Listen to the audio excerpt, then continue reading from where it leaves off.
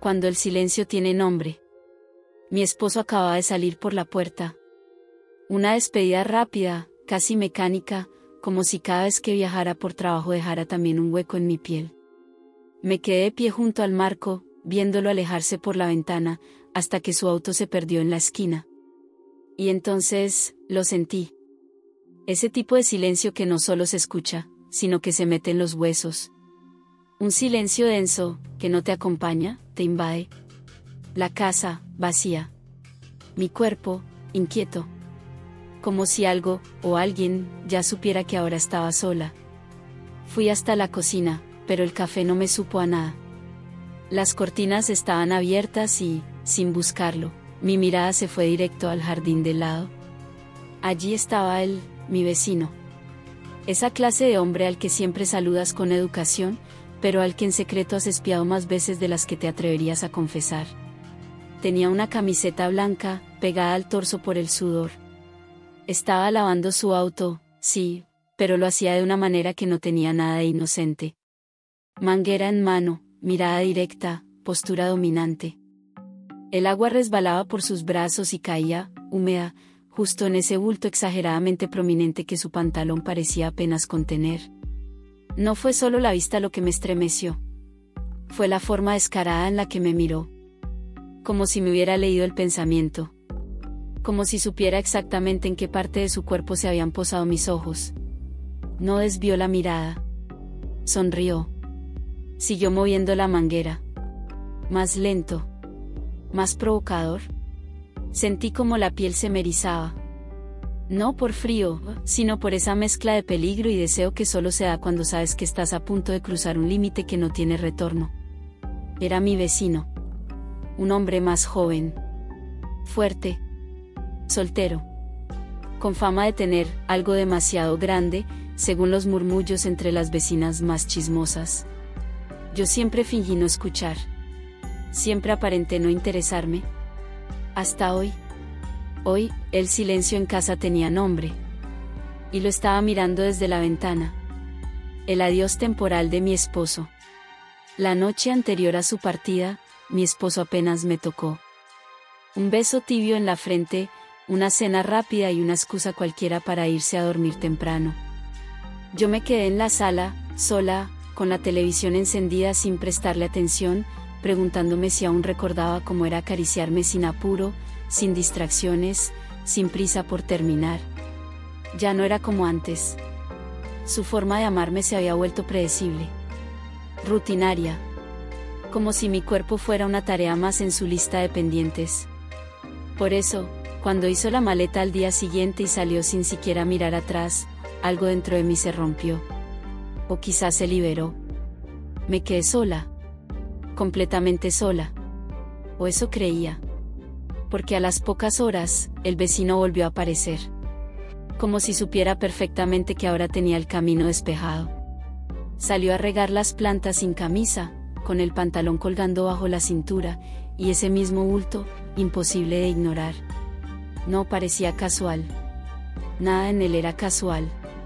Era una provocación hecha carne. Yo no debía mirar.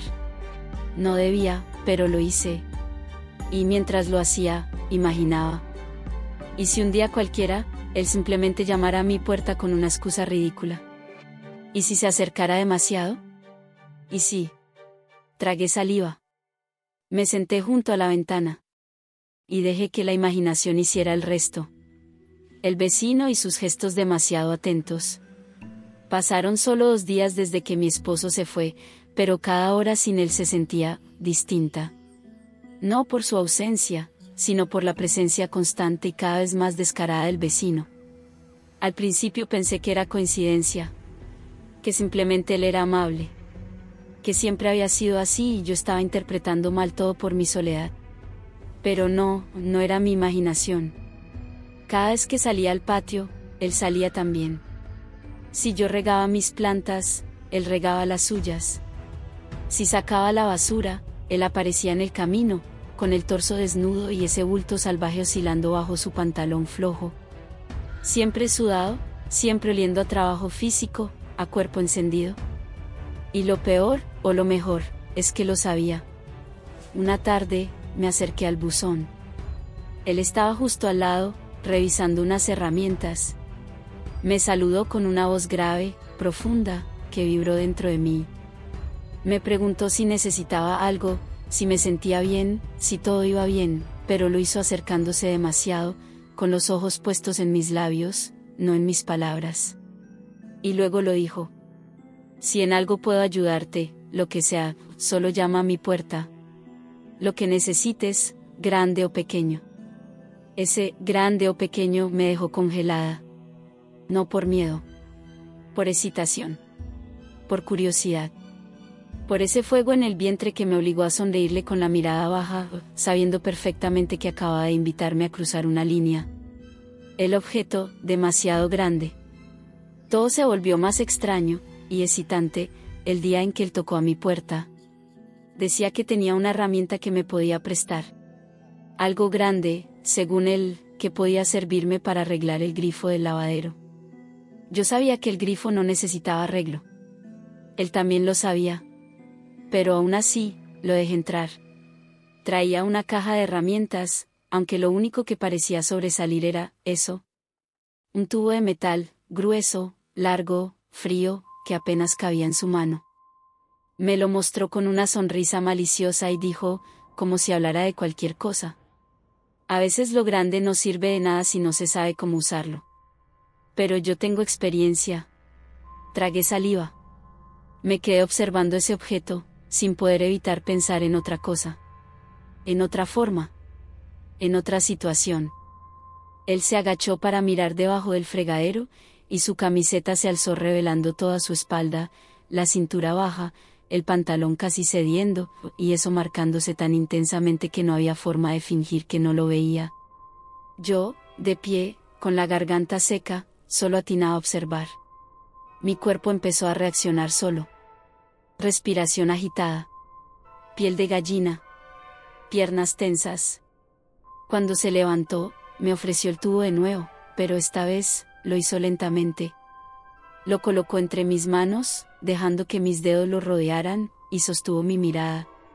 Firme. Ardiente. Como si me preguntara, ¿te atreves? Una tarde, una copa, y un roce que no fue accidente. Fue él quien propuso la copa. Para relajarte, dijo. Como si supiera que mis noches se hacían cada vez más pesadas, o más húmedas. Acepté. No sé si por cortesía, o por deseo. Nos sentamos en la terraza.